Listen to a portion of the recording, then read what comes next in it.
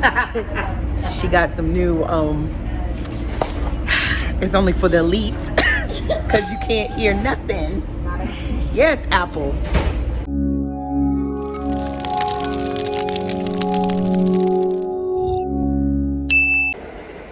Okay, so I said that I would vlog this event and just the day-to-day, and let's see how this turns out.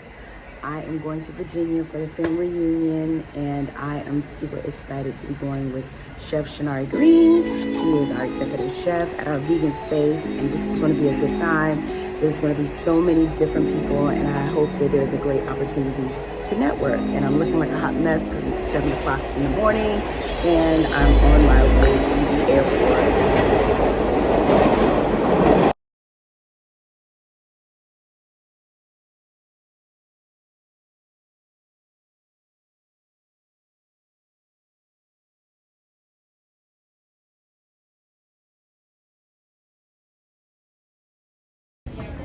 So we made it. Chef. We made it. So excited. Let me get on this shuttle. Oh, the shuttle takes us to baggage claim.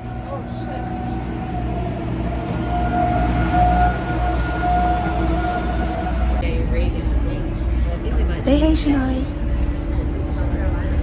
Hey, girl. Can't hear nothing. She got some new, it's only for the elites, because you can't hear nothing. Yes, Apple. Yes, indeed. Yes. Come on, ponytail. A good old little weekend, okay? It's ponytail. Lord's work. Yes, work. the Lord's work. The Lord's work. This is going to be epic. Very cute.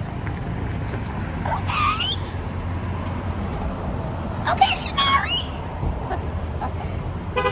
Hi. Hi, how are you?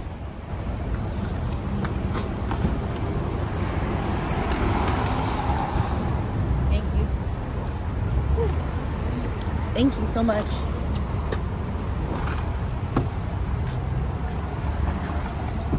Thank you so much. Actually, where's the restaurant? So the restaurant is down this hallway. The water is there on the left. Okay, and that's where we're looking at.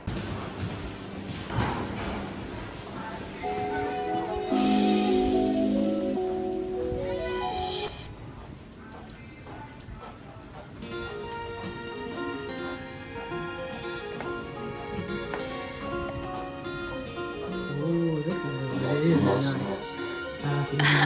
Dex in the laboratory.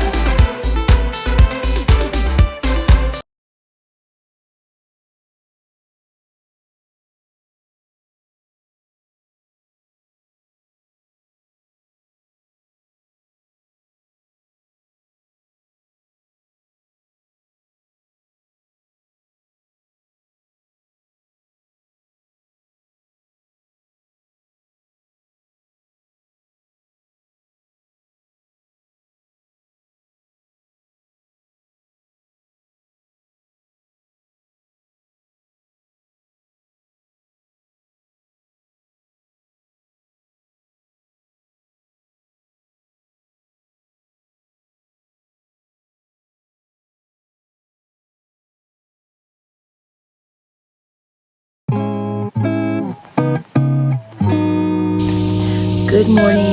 It is day 2 of the family reunion, and it was everything. We had such a good time last night.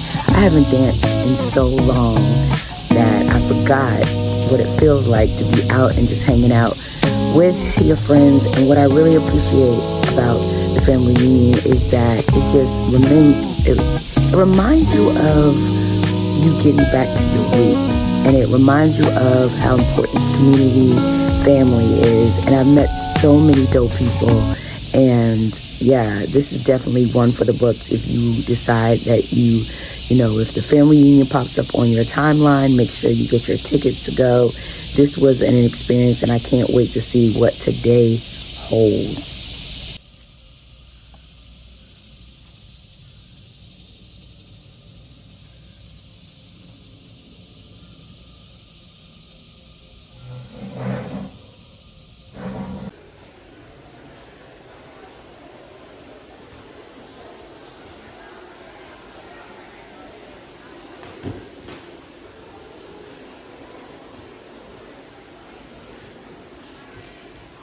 Conversation wherever you go, but please do not choose violence. That is all we have to say. As the first black woman to be on that she also has not one but 2 James Beard Awards.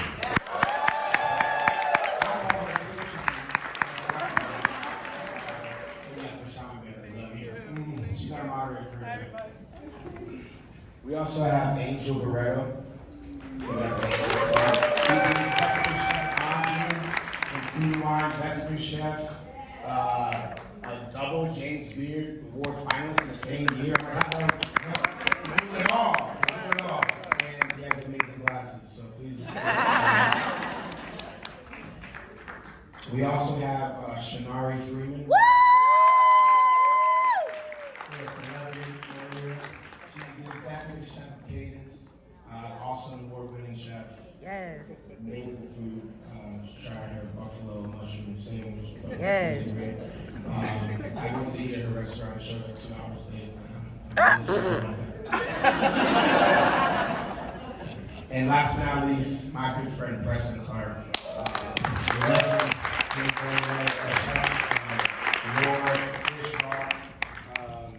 Sorry. He's great. This is long. All right, we're gonna get into it. Do your thing.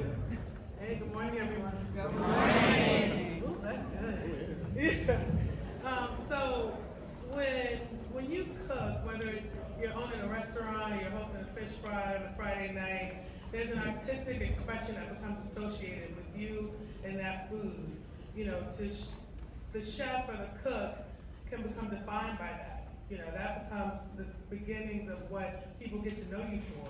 It builds and becomes a part of your reputation within that community. And that reputation becomes the foundation for your legacy. And so we want to unpack the idea today of legacy as it pertains to business and food in the Black community, past, present, and future. So I'm going to start off with Preston. Your father, the late. Are you prominent in social media? You know what? I can do a lot more. I can do a lot more posting. I get told for not posting all the time. I need to do it more. It is a great tool. It's a great way to just get your exposure out. Just the day and age we are about food and recognizing what we're bringing to the culinary arts. Yeah, so my style of cooking, I do vegan, plant-based soul food.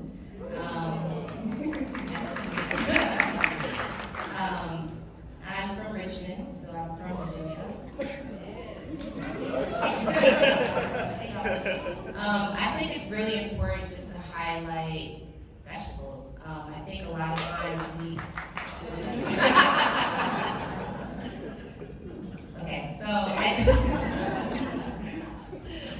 I think it's really important just to highlight vegetables and fruits and really get back to our roots when it comes to health.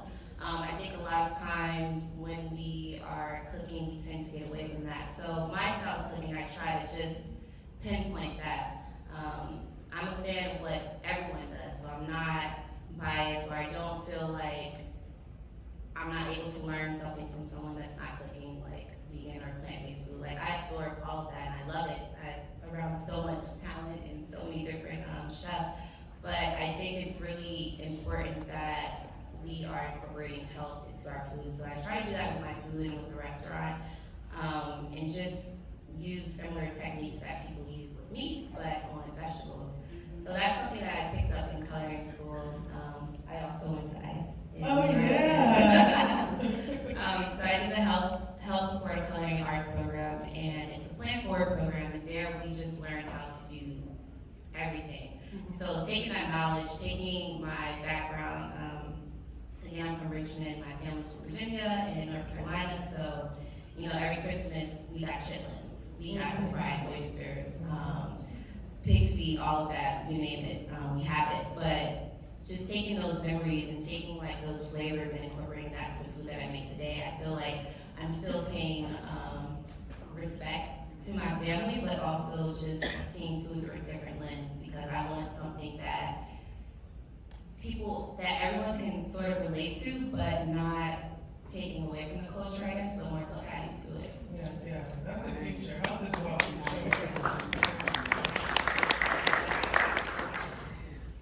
So, Preston, in my imagination, you grew up in this household that was just, you know, prominent, full of good food and love and music. And can you share with us, you know, a personal anecdote of an example of, you know, how you knew that you were in an environment that was like no other, and that you understood that your father's legacy was going to be something that was going to sort of be attached to you in your way? When did I decide to go get into business? Learned that sounds nearly 20 years old. He asked me what I thought. It was old school, and it was shocking. And I wondered then, the concept of old school or classics or oldies, and this world in which we want to continue to build on our legacy. What does it take now for people in the restaurant industry, chefs or otherwise, to be in that position to 20 years later have someone talking of them as legends or old school or classics? Like, what are the three ingredients that allow for someone to exist in that space in the future? Oh, that's a hard question. I always love this quote. It's like, are you doing this to become famous, or are you doing this for the work? You need to ask yourself, why are you doing this for a living? If you're doing this to become famous, you're not going to make it. But if you're doing this because you're passionate, you love what you do, day in, day out, when it's hard, when no one's there to back you up and support you, when your dishwasher calls out, and it's just you on the line, you make it, you know? You have to do it for the right reasons.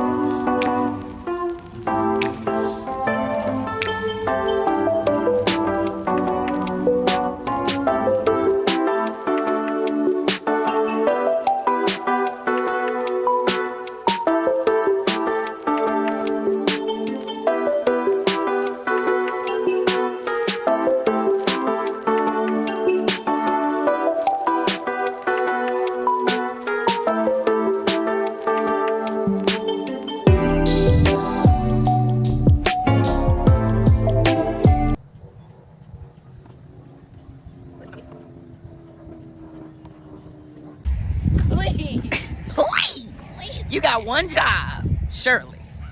You got one job. Keep the panties on. Keep your panties on. Keep your panties on. Girl.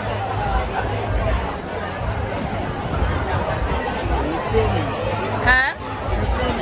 Yeah, just a little bit. Eventually opened up LA and then reopened the Atlanta location. Like, in terms of like events and things like that, it's great. In terms of exposure and being able to kind of click, it's really, really good. But We're never gonna know that unless that network and that bridge. Absolutely.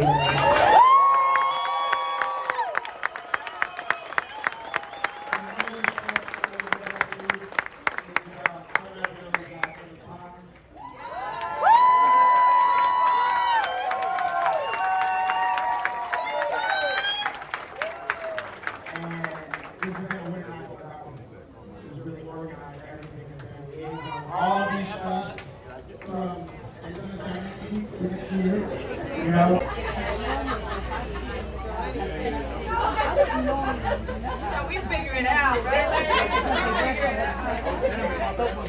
Dr. Harris. And that's what I like about it.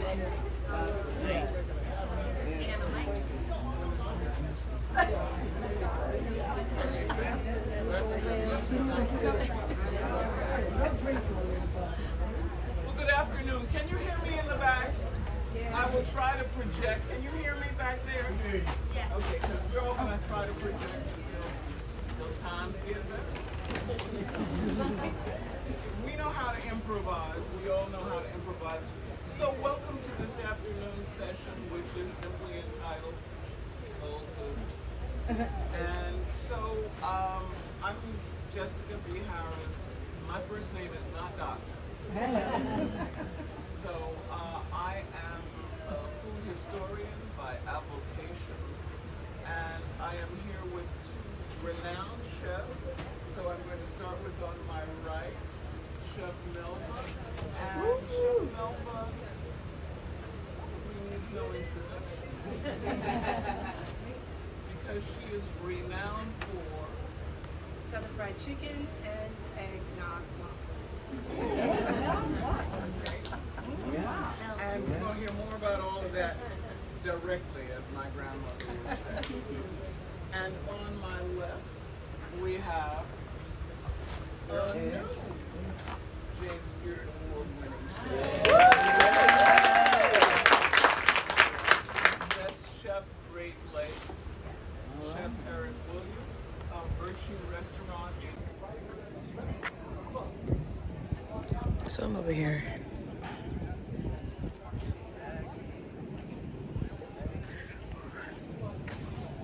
So